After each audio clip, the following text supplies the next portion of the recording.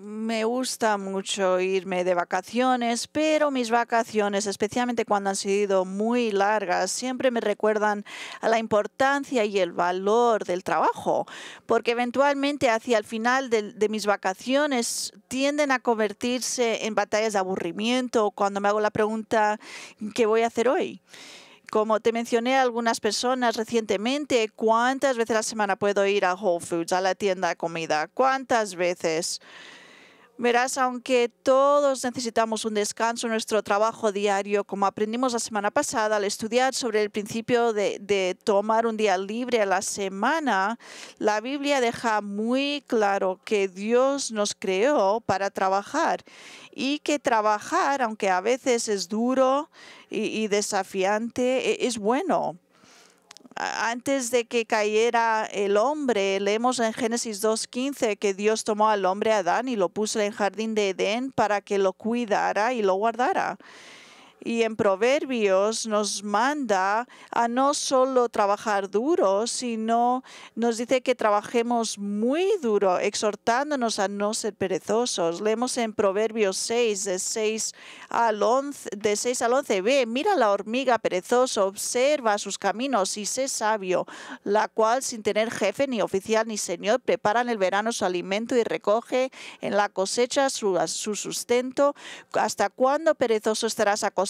¿Cuándo te levantarás de tu sueño? Un poco de dormir, un poco de dormitar, un poco de cruzar las manos para descansar, y vendrá como vagabundo tu pobreza y tu necesidad como un hombre armado. O sea, por lo tanto, el Antiguo Testamento es muy claro que Dios nos creó para trabajar y para trabajar duro, para trabajar y trabajar duro. Pero sin embargo, en el Nuevo Testamento, Dios no solo afirma la importancia de nuestro trabajo, ya que es la forma natural en que Él provee para nuestras necesidades físicas, como dice el apóstol Pablo en 2 Tesalonicenses 3:10, si alguno no está dispuesto a trabajar, tampoco debe comer.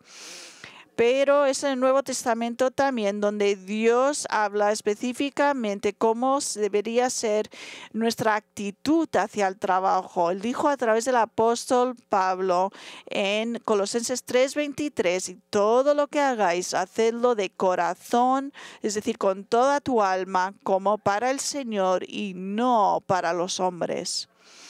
Ahora, en decir esto, Pablo está diciendo a los creyentes que todo lo que hacemos tiene que ser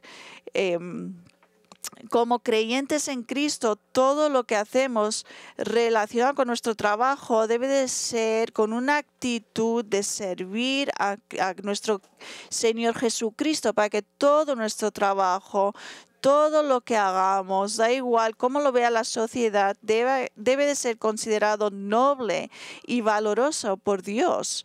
Esto es algo de lo más importante que surgió de la Reforma Protestante, ya que los cristianos comenzaron a reconocer que fueran cuales fueran sus ocupaciones, esta era la llamada de Dios en sus vidas y debían hacer su obra como para el Señor. En su biografía de Martín Lutero, el autor Jean Edward Bate, escribiendo sobre cómo Lutero honró a su barbero, escribiendo un libro para él, dijo lo siguiente sobre el reformador alemán: una de las razones por las que Lutero honraba a su barbero y a personas como él era porque entendía la doctrina de la vocación. Todos los llamamientos, no importa cuán humildes sean ante los ojos del mundo, son el don de Dios para su pueblo. Todas son vías de servicio al prójimo y formas de glorificar a Dios a través del trabajo, de la obra. O sea que todo trabajo es sagrado. Pero para los cristianos no solo estamos llamados a hacer el trabajo asociado con nuestros trabajos para el Señor, sino que además estamos llamados a servir al Señor haciendo su obra de difundir el Evangelio. Aunque es posible que no seas llamado al servicio cristiano a tiempo completo como vocación, todos los verdaderos creyentes, siendo cristianos a tiempo completo, están llamados a la tarea de compartir el Evangelio con los incrédulos. Y esto nos trae esta mañana nuestro estudio en Lucas capítulo 10, donde miramos la investigación, el momento en que Jesús envió a 70 a sus discípulos para hacer la obra de su reino, de proclamar el Evangelio. Lucas 10, vamos a leer del 1 al 16. Después de esto, el Señor designó a otros 70 y los envió de dos en dos delante de él a toda ciudad y lugar a donde él había de ir. Y les decía, la mies es mucha, pero los obreros pocos. Rogad, por tanto, al Señor de las mies que envíe obreros a sus mies. Id, mirad que os envío como corderos en medio de lobos. No llevéis bolsa, ni alforja, ni sandalias, y a nadie saludéis por el camino. En cualquier casa que entréis, decid primero paz a esta casa, y si hay ahí un hijo de paz, vuestra paz reposará sobre él. Pero si no, se volverá a vosotros. Permanecer entonces en esa casa, comiendo y bebiendo lo que os den, porque el obrero es digno de su salario. No os paséis de casa, en cualquier ciudad donde entréis y os reciban, comed lo que os sirvan, sanad a los enfermos que haya en ella y decirles, se ha acercado a vosotros el reino de Dios. Pero en cualquier ciudad donde entréis y no os reciban, salir a sus calles y decir, hasta el polvo de vuestra ciudad que se pega a vuestros pies, nuestros pies, nos los sacudimos en protesta contra vosotros. Empero sabed esto, que el reino de Dios se ha acercado. Os digo que en aquel día será más tolerable el castigo para Sodoma que para aquella ciudad. Ay de ti, Corazín, ay de ti, Betsaida, porque si los milagros que se hicieron en vosotros hubieran sido hechos en Tiro y Sidón, hace tiempo que se hubiera arrepentidos sentados en cilicio y ceniza.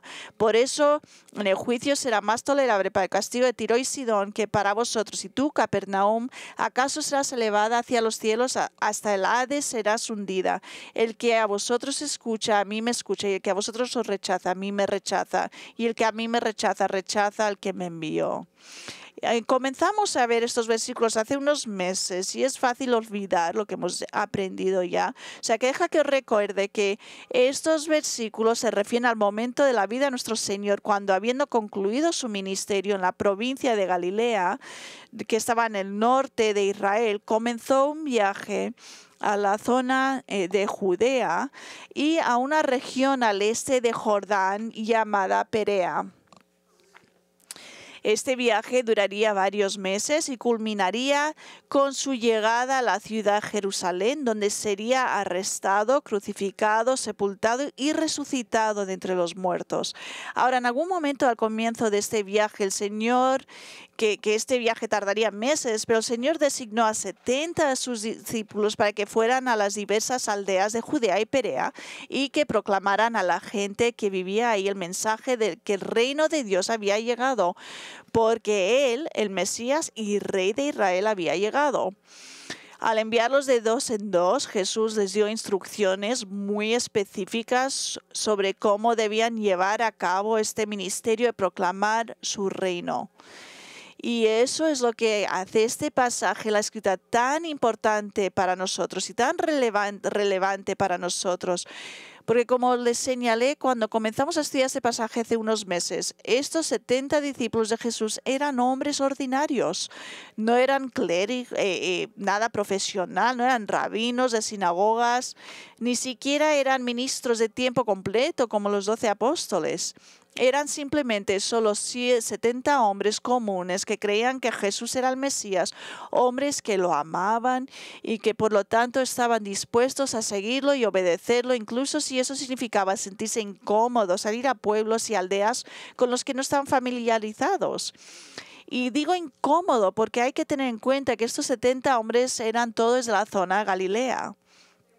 Pero ahora seguían a Jesús, a Judea y a sus alrededores, en pueblos y aldeas que eran desconocidos y desconocidos para ellos. No solo eso, sino que el área de Perea, también conocido como Transjordania, porque estaba al este del río Jordania, era un sitio donde había muchos gentiles.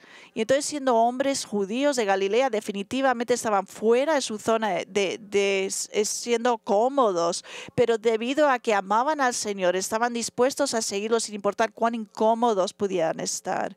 Y hermanos, debido a que estos eran seguidores ordinarios de Cristo, siendo instruidos por Jesús sobre cómo servirle en la proclamación del mensaje de la salvación, salvación, lo que leemos aquí sobre el hacer la obra del reino del Señor, son verdades que son transferibles a nosotros, sus seguidores ordinarios de hoy en día. Verá todo lo que hemos estudiado y estudiaremos en estos versículos con respecto a las instrucciones del Señor, a estos 70 discípulos que realizan la obra del Señor. En principio son verdades aplicables a nosotros a medida que trabajamos para el Señor al dar el testimonio de Él. Así que lo que encontramos entre nosotros en estos versículos es que al enviar a estos 70 discípulos suyos, Jesús les dio instrucciones muy específicas de cómo hacer su obra. La obra de su reino, la obra de proclamar a los incrédulos sobre su necesidad de entrar en el reino de la salvación. Y estas instrucciones, todas esas verdades son transferibles y pertinentes para nosotros porque revelan una serie de responsabilidades que Jesús ha dado a todos los obreros del reino, a todos los creyentes y cristianos, al servirle, al proclamar su mensaje, el Evangelio. O sea que ahora os invito a que escribáis estas cosas porque es fácil de olvidarlos. La última vez vimos 2 de estas responsabilidades de la obra del reino y hoy, al acabar nuestro estudio, veremos varias más de estas responsabilidades. O sea que para recordarnos, la primera responsabilidad de la obra del reino que vimos que Jesús dio a estos 70 hombres fue que, número 1, los obreros del reino deben orar por más obreros del reino. Verso 1. Después de esto el Señor designó a otros 70 y los envió de 2 en 2 delante de él a toda ciudad y lugar donde él había de ir. Ahora, con este versículo, Lucas simplemente hace una cosa, nos prepara el escenario. Nos dice que después del final de su ministerio en Galilea, Jesús nombró a 70 de sus seguidores, los dividió de 2 en 2 y luego los envió a las ciudades y lugares de Judea y Perea que eventualmente él mismo iba a visitar. Es lo que nos está diciendo aquí.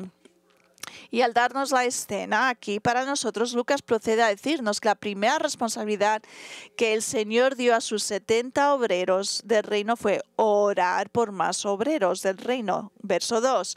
Y les decía, la mies es mucha, pero los obreros pocos. Rogar, por tanto, al Señor de la mies que envíe obreros a su mies. Ahora el Señor comenzó a instruir a sus 70 obreros del reino usando una imagen del mundo de la agricultura. Les dijo a los que estaban a punto de enviar que la cosecha era abundante. Y lo que él quiso decir con esto es que había multitudes de personas allá en las regiones de Judea y Perea que estaban listas para entrar en su reino.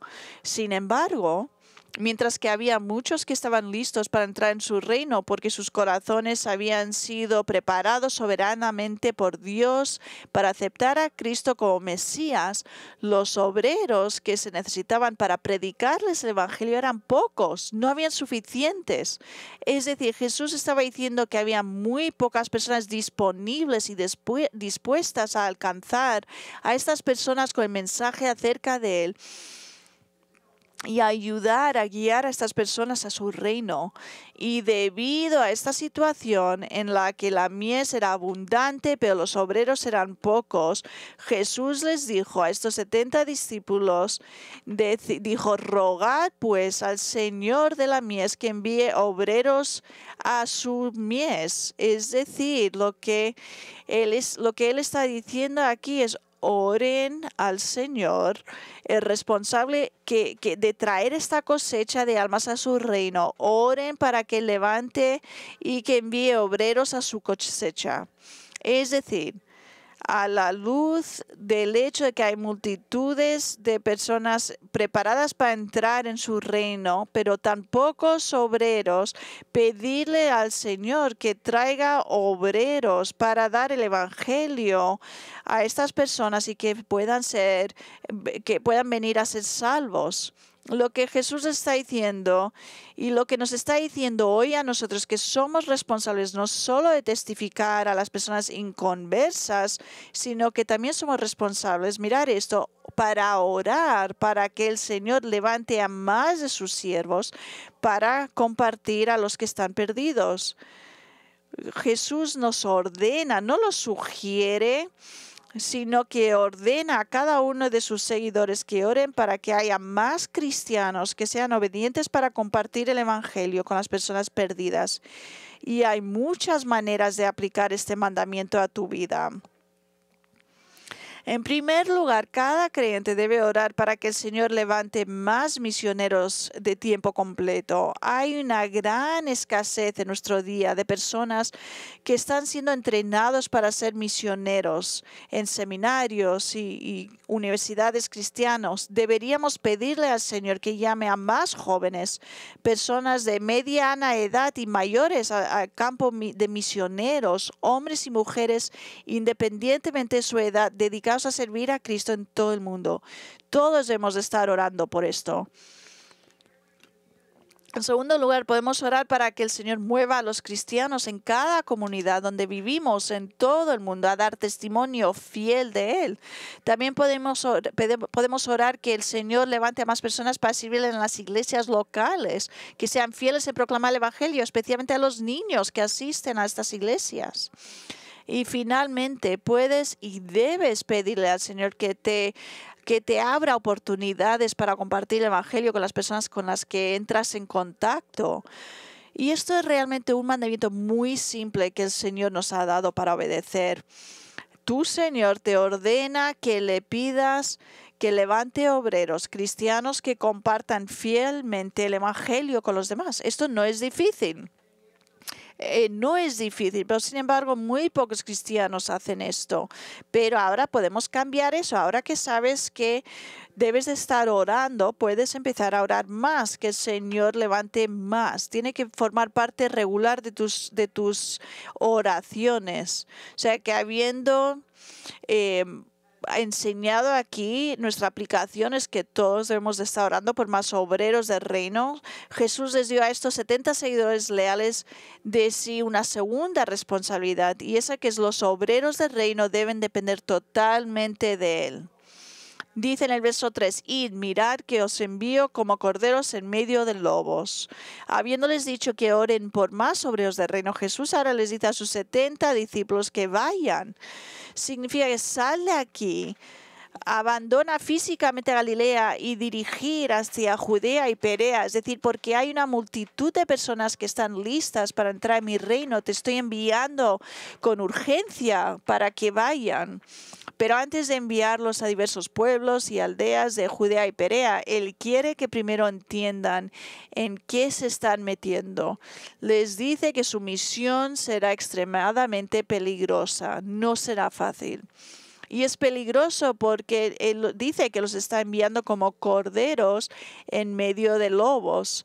Es decir, serán como ovejas vulnerables y débiles entre una manada de lobos sedientos de sangre, listos para atacarlos.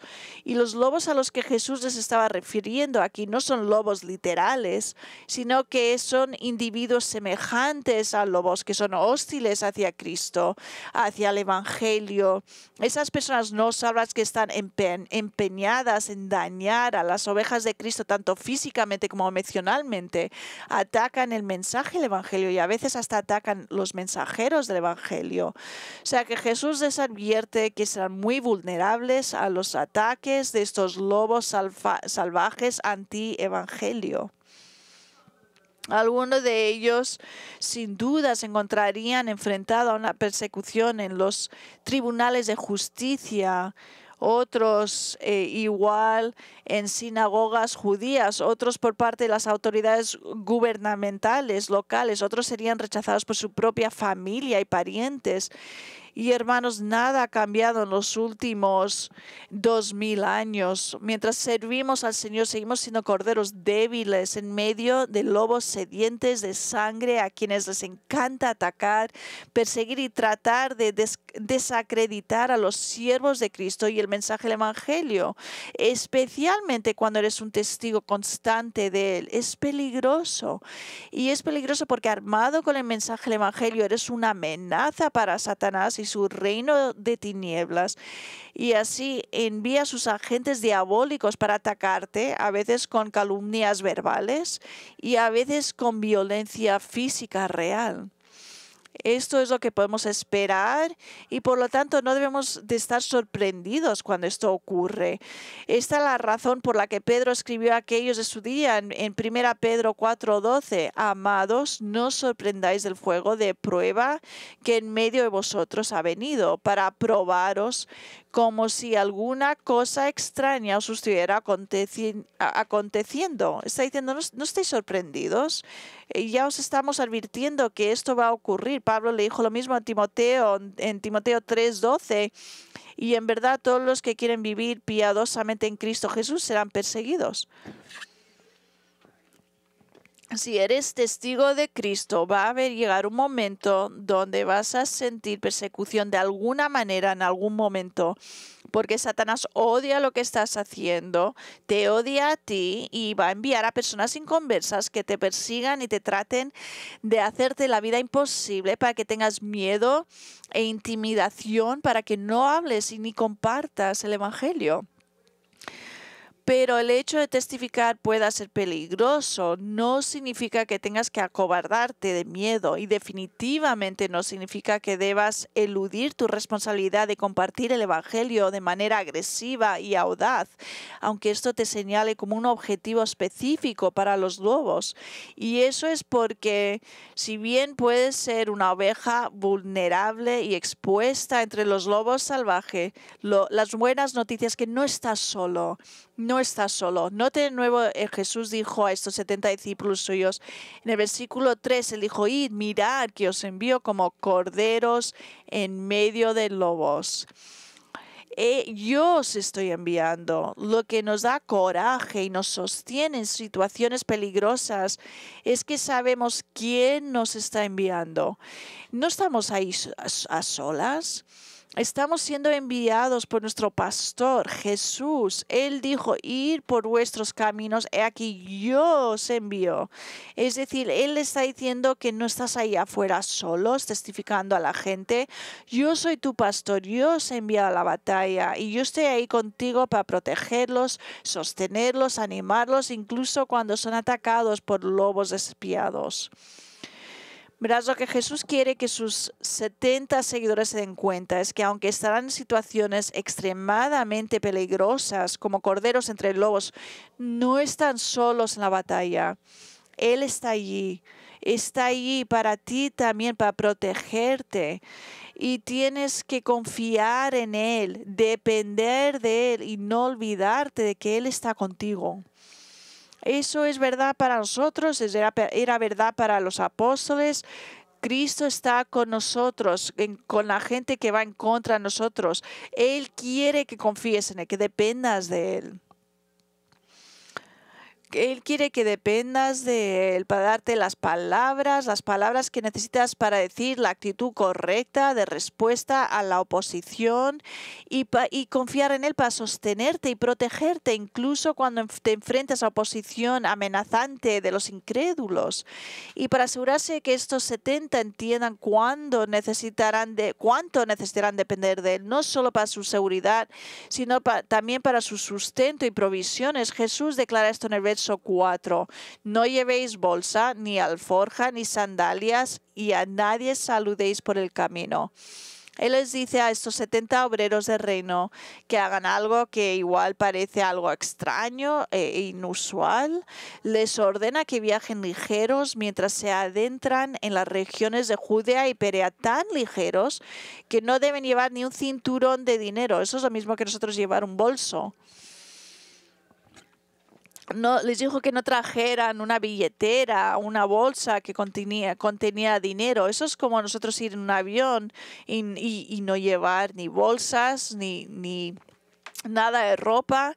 También les dijo que solo deberían llevar los zapatos y la ropa que llevaban puestos. Y dice esto que luego, fíjate, lo último, Jesús les prohibió hacer mientras viajaban. En el verso 4 dijo que nadie saludéis a nadie por el camino. Nada, ni hola, a aquellos que pasaban por la calle.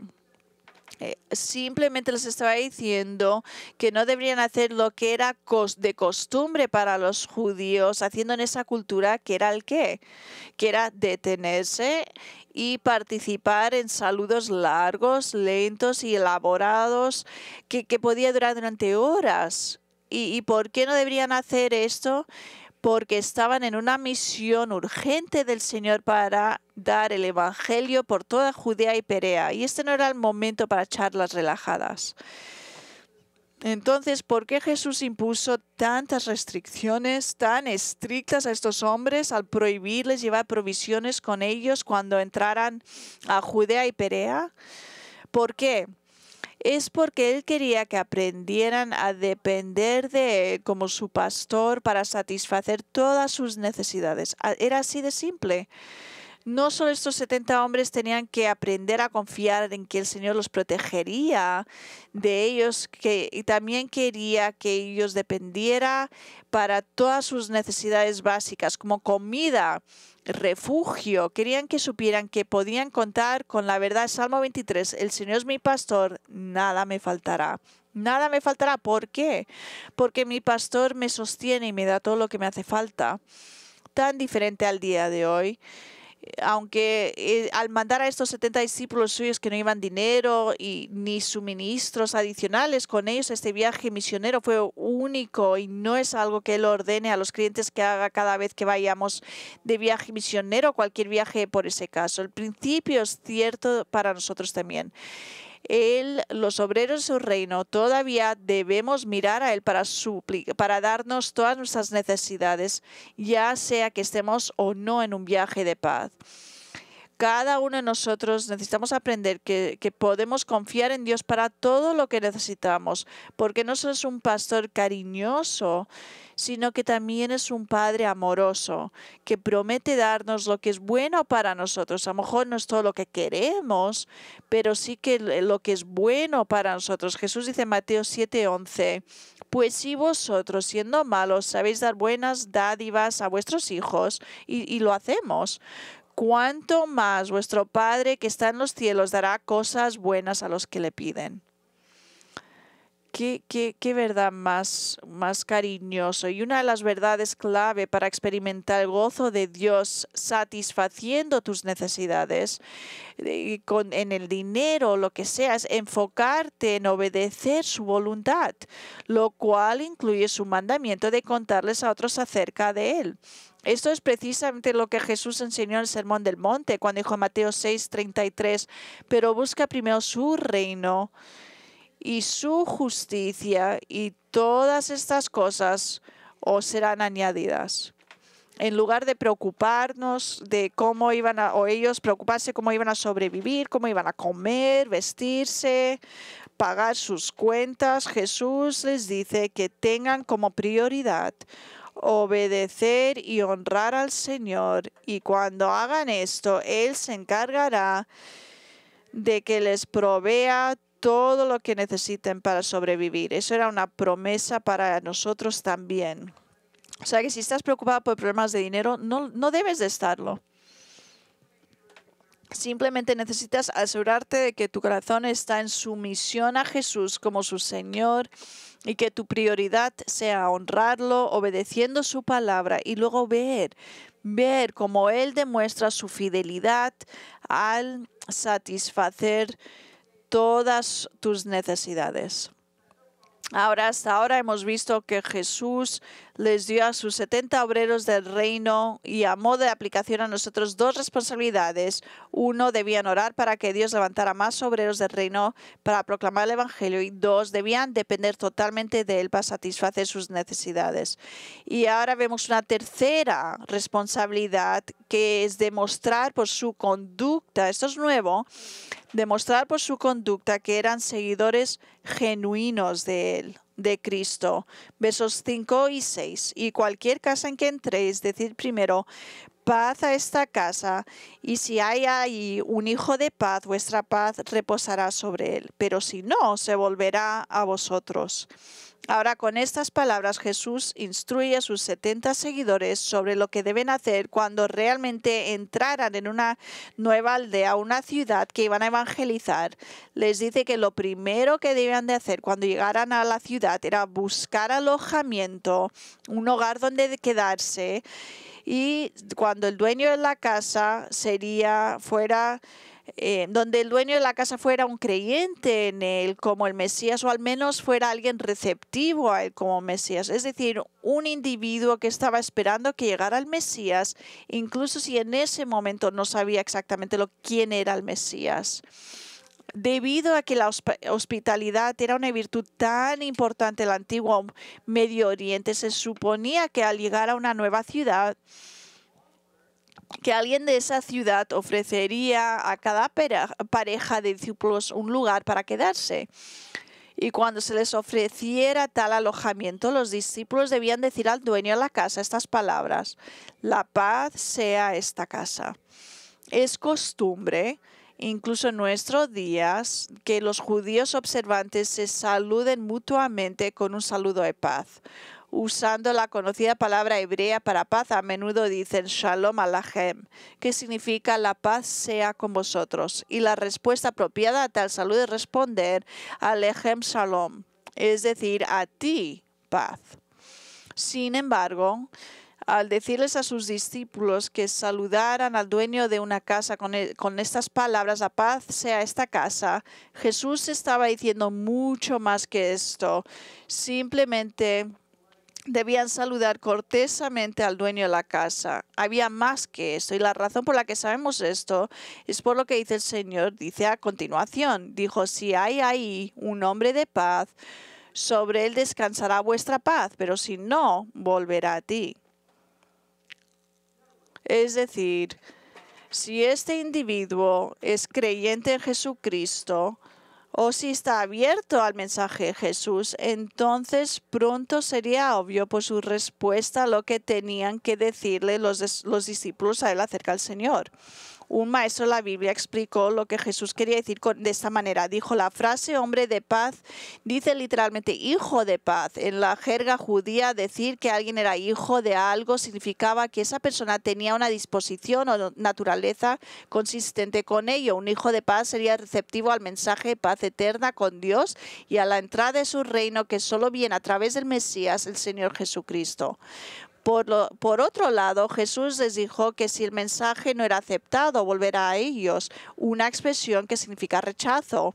En ese caso, los 70 no debíamos perder más tiempo con los que lo rechazaban, sino que nos íbamos a otra parte. Ahora, fijarse a medida que continuamos. Vemos lo que Jesús les dijo a sus discípulos que hicieran una vez que encontraran un hogar donde quedarse. Y esto es importante. Mirar versos 7 y 8. Permanecer entonces en esa casa, comiendo y bebiendo lo que os den, porque el obrero es digno de su salario. No os paséis de casa en casa. En cualquier ciudad donde entréis y os reciban, comer lo que os sirvan. Ahora, ¿por qué Jesús les diría esto? ¿Por qué les diría que se quedan en la misma casa recibiendo la comida y la bebida que se les servía como obreros dignos de tales cosas? ¿Por qué repetiría esto? Reafirmando lo que ya les había dicho, diciendo que comieran cualquier alimento que se les presentara. Escuchar atentamente el punto que el Señor estaba planteando. Es una verdad crucial para todos los que siguen a Jesús, para que entendamos. El Señor les estaba diciendo a sus 70 seguidores que se comportaran de tal manera que fuera obvio que ellos eran sus representantes y no falsos maestros, que eran conocidos por su codicia y su actitud de ¿qué hay para mí en esto? Al decirle a sus hombres que comieran sea lo que les sirvieran y que se quedaran en la misma casa sin buscar un mejor alojamiento, el Señor les estaba instruyendo a demostrar con su contentamiento e integridad financiera que eran verdaderos hombres de Dios, no como los falsos maestros y charlatanes que eran infames en el mundo antiguo por aprovecharse de las personas. y buscando los alojamientos más cómodos y lujosos para ellos. Mirad, una de las características de un falso maestro, es decir, no solo alguien que igual no estamos de acuerdo en cosas pequeñas, sino que es alguien que enseña errores opuestos al Evangelio. Una de las marcas que es que están buscando qué hay en una situación para ellos, una situación financiera que los va a beneficiar a ellos. El apóstol Pedro lo deja muy claro cuando en su segunda carta escribe esto acerca de falsos maestros. Segunda Pedro 2:3, y en su avaricia os explotarán con palabras falsas. Más adelante, en la misma carta que está hablando de falsos maestros, Pedro caracteriza a los falsos maestros como tener un corazón entrenado en la avaricia. No solo son egoístas, sino que se entrenan a ellos mismos su corazón a tener la avaricia. Judas dice lo mismo acerca de falsos maestros en el verso 16. Escribe, estos son murmuradores, quejumbrosos, que andan tras sus propias pasiones, hablan con arrogancia, adulando a la gente para obtener beneficio. O sea, es decir, les dice a la gente exactamente lo que quieren oír para sacar algún provecho de ellos. Escuchar lo que Jesús quería que sus 70 obreros del reino entendieran es que como sus representantes debían asegurarse que su conducta fuera completamente diferente de la de los infames falsos maestros del mundo antiguo que explotaban a las personas y solo estaban motivados por la ganancia financiera. Es decir, estos falsos maestros estaban en negocio religioso solo para beneficiarse a sí mismos, no porque les importara a los demás. Era todo lo que podían sacar ellos de la situación. Y tristemente hoy en día hay falsos maestros que hacen lo mismo, nada ha cambiado. Viven toda su vida solamente para ganar más dinero, para poder disfrutar de la riqueza y los lujos. No tienen absolutamente ninguna integridad financiera, hasta el punto de que vergonzosamente y sin avergonzarse, incluso instruirán a sus seguidores que igual son muy pobres, les dice que es la voluntad de Dios que les apoye en su vida lujosos y estilos de vida. Aquí hay un titular de noticias que encontré recientemente. El teleevangelista Keith Moore obtiene un tercer avión con un precio de $17.5 millones. El nuevo avión de Creflo Dollar se cotiza en $18.6 millones. Nada ha cambiado. Los falsos maestros siempre están tratando de obtener el dinero de la gente para sí mismos. ¿Por qué? Porque tienen su corazón entrenados en la avaricia. Solo les importa a ellos mismos. Y por esta razón el apóstol Pablo hizo todo lo posible para asegurarse que aquellos a quienes ministraba nunca pudieran acusarlo de aprovecharse de ellos financieramente. Él hizo una regla en su propia vida en no pedirle a aquellos a quienes ministraba que lo apoyaran financieramente. Y lo hizo porque quería tener credibilidad como un verdadero mensajero de Jesucristo y no como un falso filósofo de la enseñanza en que buscaba una limosna. Pablo trabajaba muy duro como fabricante de tiendas para que nadie pudiera acusarlo de predicar evangelios solo para ganar dinero. Pablo estaba muy pendiente de esto en su propia vida. Fíjese lo que les dijo a los ancianos de la iglesia de Éfeso en su discurso de despedida en Hechos 20:33. Dice, ni la plata, ni el oro, ni la ropa de nadie he codiciado. Vosotros sabéis que he estado aquí contigo y nunca he pedido nada de ti, nunca he tenido ni codicio. Y dice en el verso 34, vosotros sabéis que estas manos me sirvieron para mis propias necesidades, era hacer las tiendas, y las de los que estaban conmigo. Él trabajaba duro para poder apoyarse financieramente a él mismo y los que estaban con él. O sea, la pregunta es, ¿cómo aplicamos estas instrucciones del Señor a los 70 hombres? ¿Y cómo aplicamos esto cuando está hablando de ir a casa y de comer lo que les dio? Lo primero es entender el principio que Jesús está enseñando aquí, es que sus discípulos deben demostrar con su contentamiento que eran sus mensajeros genuinos. Porque al igual que su Señor dijo, es mejor dar que recibir, debían ser caracterizados por ser siervos que ministraban a los demás, a diferencia de los falsos maestros que solo estaban interesados en obtener cosas de los demás. De modo que en lugar de ir de un lado a otro tratando de mejorar su alojamiento y conseguir mejores opciones de comida para ellos mismos, simplemente debían ministrar la verdad y estar satisfechos con cualquier alojamiento y comida que tuvieran. Aquí es cómo podemos aplicar este principio. Como cristianos, como aquellos que siguen a Jesús, debemos hacer todo lo que está en nuestro poder para asegurarnos de tener integridad financiera.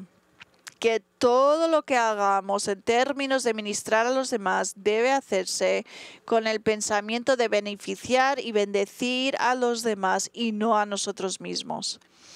Este es un tema crítico porque muchos cristianos han dañado su testimonio por dinero. Hay pastores y misioneros que de alguna manera han olvidado su llamado como siervos y no se avergüenzan de pedir descuentos profesionales a aquellos que contratan. Y debido a esto, quitan dinero de un hombre que está intentando ganar dinero para su familia y deberían de estar avergonzados porque en esencia están tratando de beneficiarse a sí mismo a expensas de los demás. La gente nada más está intentando ganar dinero para dar de comer a su familia y solo los pastores quieren mirar para ellos mismos y esto daña el nombre de Cristo. Porque cualquier cosa que haga un pastor o misionero refleja la reputación de Cristo. Pero no solo son obreros cristianos de tiempo completo los que han dañado su testimonio por cuestiones de dinero, sino cualquier cristiano que daña la causa de Cristo cuando no está contento con lo que Dios les ha dado, cuando se quejan de lo poco dinero que tienen o de las pocas cosas materiales que tienen, en lugar de contentarse con lo que tienen, se inquietan por más y más cosas y eso los lleva a estar ensimismados, pensando solo en ellos mismos y en lugar de ser libres para servir a los demás, están preocupados por acumular más y mejores cosas para sí mismos y las personas ven esto y los incrédulos lo ven y hablan mal del Señor y dejan mal su testimonio y esto parece ser hipocresía. O sea, tener cuidado con vuestra actitud hacia el dinero y las cosas. Haz que tu meta sea estar contento y tener buen testimonio cuando se trata de dinero, para que no parezcas un charlatán que usa tu fe solo para beneficiarte a ti mismo. Y ahora continúa Jesús, donde da una cuarta aplicación que le da a sus 70 hombres. La cuarta responsabilidad que tenían los 70 obreros es debían proclamarlo como rey. En el verso 9, sanar a los enfermos que haya en ella y decirles, se ha acercado a vosotros el reino de Dios. Ahora con estas palabras Jesús revela a sus discípulos exactamente cuál debía ser su misión. Es decir, lo que debían hacer dos cosas. Número 1, debían sanar a los enfermos. Ahora, aparentemente, Jesús les dio a estos 70 seguidores suyos, que no eran apóstoles, les dio temporalmente la sobrenatural, el poder sanar a la gente. Y sabemos que era temporal porque fue dada nada más a los apóstoles y a nadie más. Y esto era con el fin de autenticarlos como representantes permanentes autorizados de Cristo. Y el apóstol Pablo dijo esto en 2 Corintios 12:12. Entre vosotros se operan las señales de un verdadero apóstol. Era con esto con lo que veías un verdadero apóstol, con toda perseverancia por medio de señales, prodigios y milagros. Pero los 70 no eran apóstoles, eran simplemente seguidores dedicados y ordinarios de él. Por lo tanto, esta capacidad de hacer curaciones debe haber sido temporal, con el propósito de autenticarlos a ellos como los verdaderos mensajeros y representantes de Cristo. Y esto es lo que Cristo quería hacer, que era lo que hacía Cristo, era sanar a los enfermos. Y era importante para ellos poder sanar. ¿Por qué? Porque justo después de sanar a los que estaban enfermos, Jesús dijo, esto es lo que deberías de hacer, esta es tu responsabilidad. Debes decirle a ellos, el reino de Dios se ha acercado a ti. Es decir, tu sanación revela que el reino de Dios se ha acercado a ti porque Jesucristo, el que proclamamos, es el Mesías y el Rey y ha llegado y es Él el que te ha sanado a través de nosotros. Ahora, con el tiempo habría una manifestación más plena del reino de Dios en el futuro milenio que será en la tierra durante 1000 años, pero esto era el poder ver el reino y el mensaje que los discípulos del Señor debían proclamar es que Jesucristo, el que nos envió, es el Rey Mesías, el que han estado esperando, y el hecho que nos dio el poder para sanarlos lo demuestra. Ahora, nadie aquí tenemos la capacidad de sanar físicamente a nadie. Nuestro mensaje sigue siendo el mismo que el de los 70 obreros. El mensaje que nosotros proclamamos a las personas perdidas es el mismo mensaje, es que Jesucristo es Señor y Rey. Y compartimos el Evangelio de que Jesús murió por ellos. Pero el mensaje que proclamamos es que Jesucristo es Señor y Rey, que la única manera de entrar en su reino y ser perdonado de tus pecados es confiando en su muerte sacrificial en la cruz para tu salvación. Ese es el mensaje. Nuestra misión sigue siendo decirle a los demás la verdad acerca de Jesús, que Él y solo Él es el Salvador y el Rey, que Él invita a los pecadores a ser salvados de la ira venidera al poder de su fe en Él, al poner su fe en Él. Y creo que como aplicación yo os diría, tener cuidado que cuando estáis evangelizando no empecéis a hablar de cosas que no tienen importancia y no tienen que ver con el Evangelio. No queremos predicar la política. No queremos predicar sobre cosas sociales, ni filosofía, ni nuestras propias opiniones, ni siquiera valores conservadores, aunque es importante esas cosas. Ese no es el Evangelio. Hay personas que quieren debatir estas cosas. Nosotros solamente queremos predicar a Jesucristo como Rey y como el único que puede salvar a un pecador perdido. Fue el apóstol Pablo quien, cuando se enfrentó a la presión de los corintios para agregar la filosofía griega a su mensaje evangélico, les declaró porque ellos estaban diciendo solamente tienes que añadir filosofía griega porque será más poderoso. Entonces, esto es lo que dijo Pablo, lo leímos antes.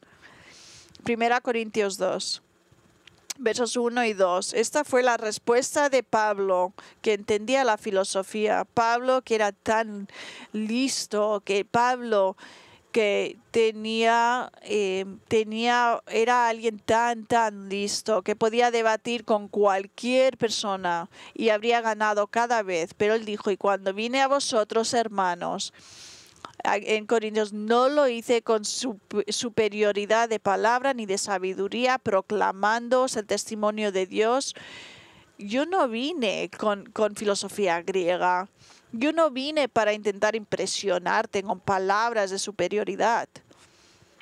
Pero él dijo, porque me propuse no conocer entre vosotros sino a Jesucristo y a este crucificado. ¿Y por qué Pablo dijo esto? Porque eso es el mensaje que puede salvar a la gente, solo ese mensaje. Y por eso tienes que proclamar el mensaje puro del Evangelio sobre Jesucristo, nuestro Rey, que salvará a cualquiera que le clama a Él para la salvación. Entonces, lo que hemos estudiado hoy son responsabilidades importantes que nuestro Señor nos ha dado y no deben de tomarse a la ligera. No debéis de salir de aquí diciendo, eso es interesante, eso era aburrido. No tienes esa opción como sus seguidores. Yo les exhorto a que empiecen a orar, que Dios traiga más obreros y cristianos que quieran evangelizar. Empezar a orar por todo el mundo entero. Les exhorto a que dependan únicamente del Señor para satisfacer tus necesidades. Les exhorto a tener integridad financiera y administrar a los demás por su bien y no obtener nada para vosotros mismos. Y les exhorto a proclamar el Evangelio de Jesucristo y a no desviarse en otros asuntos. El mundo sigue perdido. Y las personas perdidas necesitan el Evangelio, no nuestras opiniones políticas.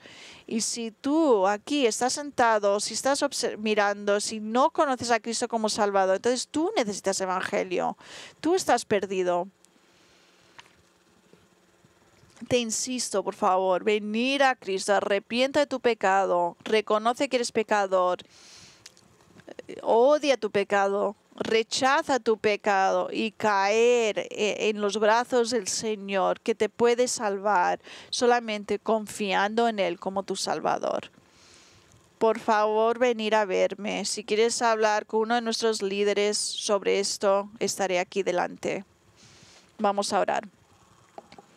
Padre, no estaríamos bien si no oráramos desde aquí, que tú obres, Señor, que traigas más misioneros, no solo en todo el mundo, Señor, sino aquí en nuestra congregación también, personas que sienten esa llamada para ir en todo el mundo a otros países a proclamar el Evangelio. Y pedimos por eso, Señor, y pido que tengamos una mentalidad más enfocada en el Evangelio, Señor. Y que cuando compartimos el Evangelio, que no lo hagamos empujando a las personas que crean, sino que solamente confiemos en ti para darnos las palabras que necesitamos para compartir tu palabra, Señor. Pedimos que tú también nos ayudes a tener integridad financiera y Señor, que las personas que estén como pastores que se están abusando de la congregación, Señor, que tú les traigas a arrepentir de esto y que tú nos ayudes a tener satisfacción en las cosas que tú nos has dado y que solo debemos venir a buscarte a ti y que tengamos buen testimonio con nuestro dinero. Y Señor, ayúdanos a proclamar el Evangelio. Pablo dijo que no está avergonzado de proclamar el Evangelio y que debemos de compartir con hasta los judíos, los gentiles, Señor. Y el mensaje de Pablo es nuestro mensaje también. Ayúdanos en estos meses con todo lo que está ocurriendo políticamente, que nos ayudes a nunca compartir lo que nosotros creemos políticamente, Señor, porque esas cosas no son eternamente importantes, Señor, sino solamente el Evangelio es lo importante. Y pido, Señor, para aquellos que no conocen a Cristo, que nunca han venido a ti para la salvación, que tú vengas, Señor, que obres en sus corazones, que tú les des el querer venir a ti, Señor, que sea hoy mismo, Señor, que vengan a ti ahora, que no pase ningún momento más donde están perdidos, que vengan al Salvador, Señor. Y pedimos todo esto en tu nombre. Amén.